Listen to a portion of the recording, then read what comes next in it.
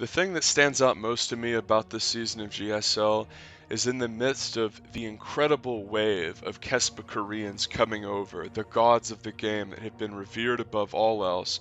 Your Flashes, your Bisus, your Rains, everyone had come over at this point. There was no one left in Brood War. It was a full conversion. This was a huge influx of talent. Everyone that had played Brood War and had been an established legend that had been told by Kespa, no, you're going to keep playing Brood War. You're going to keep doing this because you're a god at it and we can't afford to lose you. They had all come over. Innovation was clearly better than all of them. This was a guy who was so incredibly god tier that he made the earth shake. And one of the most vexing things in all of StarCraft 2 is when you know exactly what your opponent is going to do and you counter it and you still fucking lose. And last game, Roro, who had time to prepare for his opponent, because as we all know, the GSL Code S gives their players time to prepare. There is a few weeks in between each match. You know who you're going to play. Oh, I'm playing Roro in 2 weeks. Great, it's the round of 8. Both of these guys advanced from the round of 16 weeks ago, and they've known who their opponent's going to be. They know the map pool. They can prepare sniper builds. They can prepare specific gimmicks or cheeses. They can research their opponent. That's part of what makes the GSL Code S the most skillful, important, and frankly, watchable tournament in all of esports. Is this is the one that matters. Why? Because this isn't some weekend MLG where people are jet lagged and they don't know how they're going to get to the event and their equipment doesn't feel right. This is something that you train for, like it's Dragon Ball Z, and you know who your opponent's going to be, and you're sitting there training, preparing, and playing Innovation. He looks infallible. He looks like a god. How am I ever going to compete with this guy who's completely untouchable and just monster moded through life, who is more accomplished than Roro will ever be? Roro sort of fell to the side, and the same thing could be said about players like Symbol, where they're forgotten about because of StarTale Life. If StarTale Life wasn't so good and wasn't such a legend and wasn't so revered, these guys would have been remembered more. But Life is the guy who was so good and so legendary and so stylistically unique that he sort of gets remembered above these players, especially in the era before he was scandalized and disgraced. And what's interesting to me is Roro was a GSL defending champion. The very last GSL that was played before this match, Roro won. So you sit here and you beat Flash in Life, the best RTS player and esports pro gamer ever in Flash, and Life, one of the terrors and all-time bonjours on the game, and you beat them both, and then it's like, okay, now you get to play the defending champ. And we can see in these first two matches, Innovation has dumpstered him.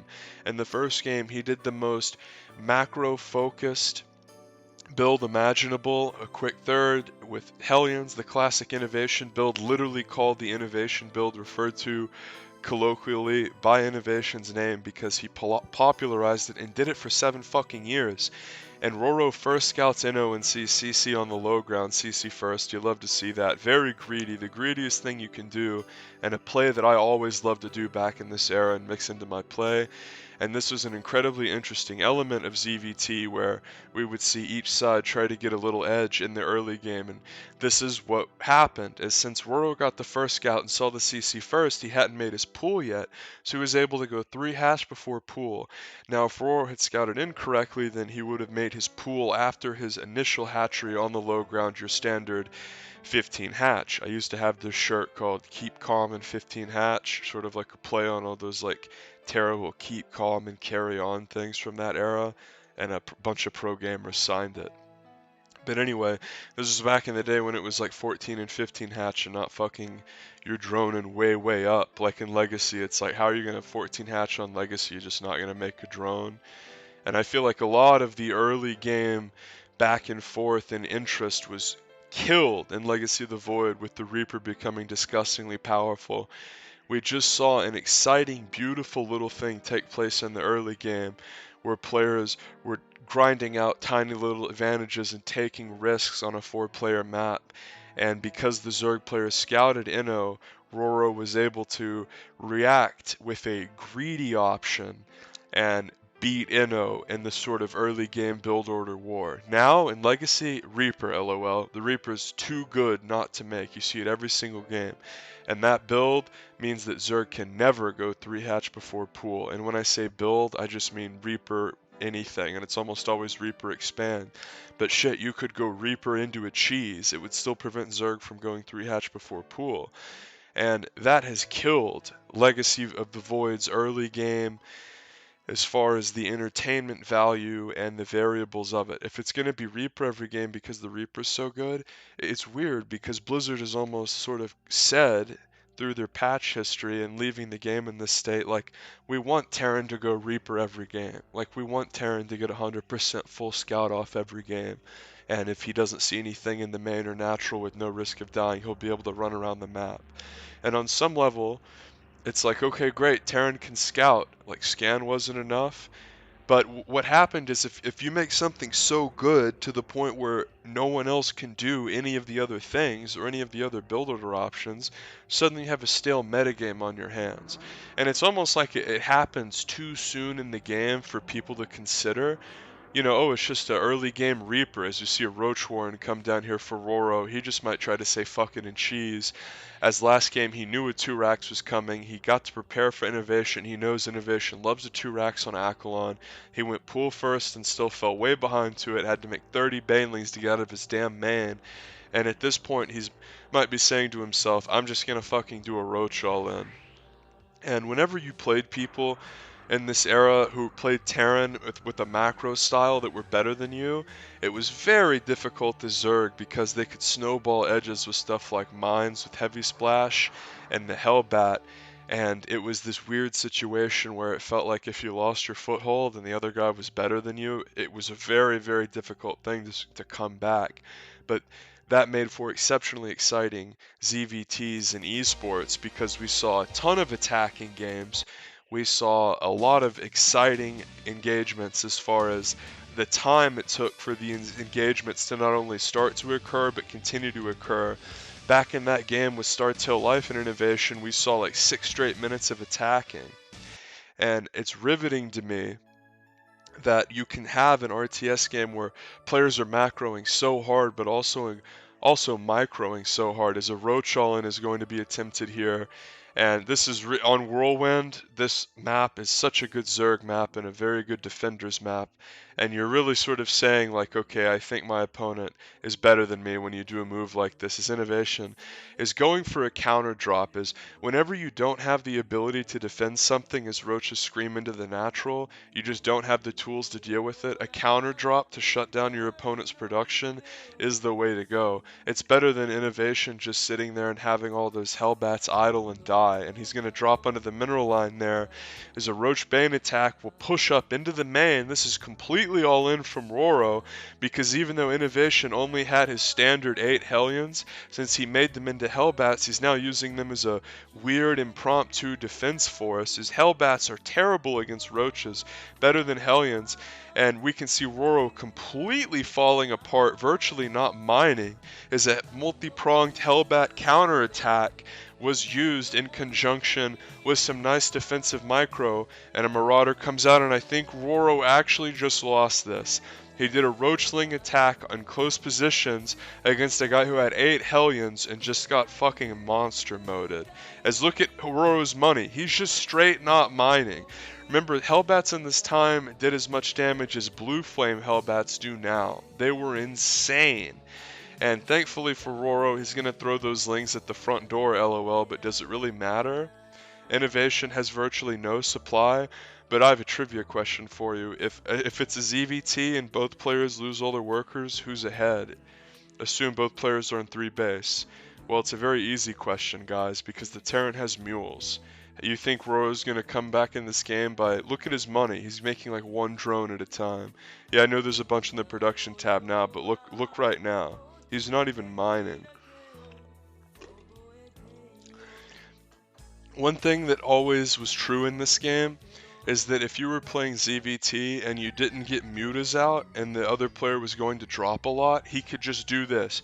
Pick up, drop one away, drop another base. Drop, run away, and you don't have any recourse. And since the queens have been killed here, You can't even pretend to hold them off or poke at the medivacs.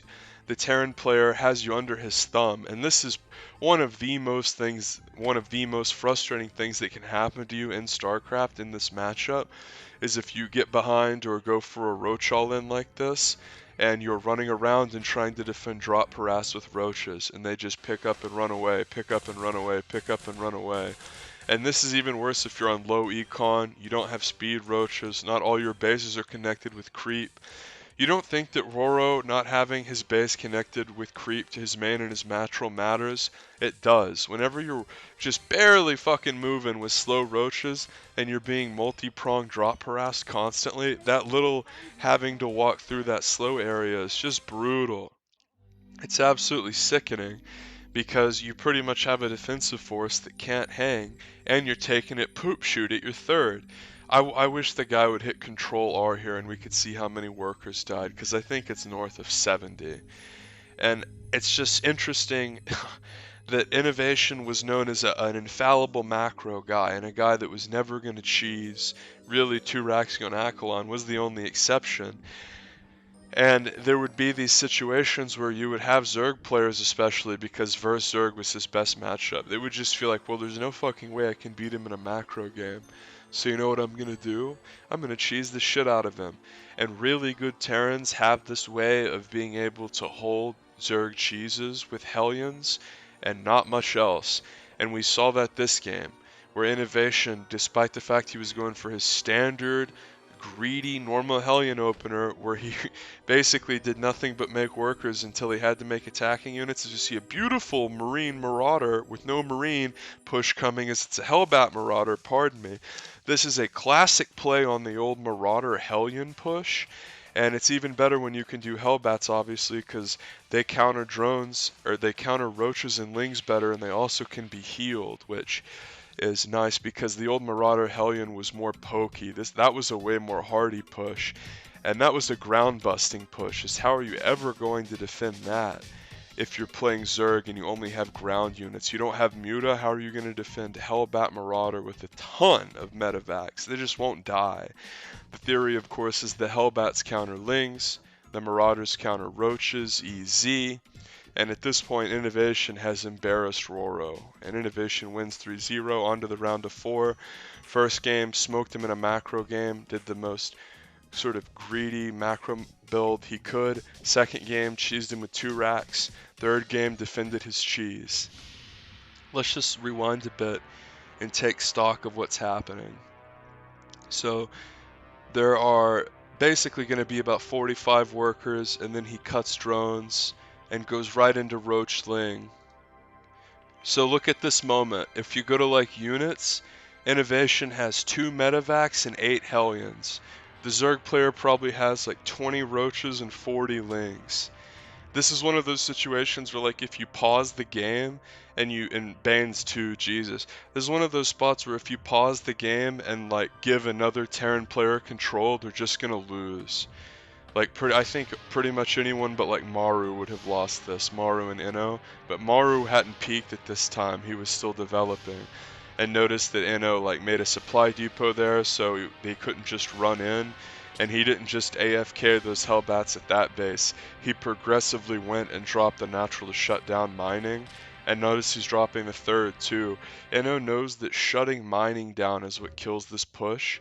If you just sit there and attack the base with the Hellbats and one base dies after a minute and a half, that's cute, but there's going to make enough Roachling to kill you.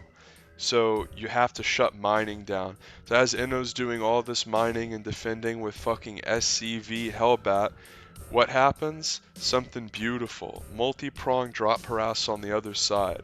This is the sort of S-class crisis management and unit allocation that really made Innovation famous.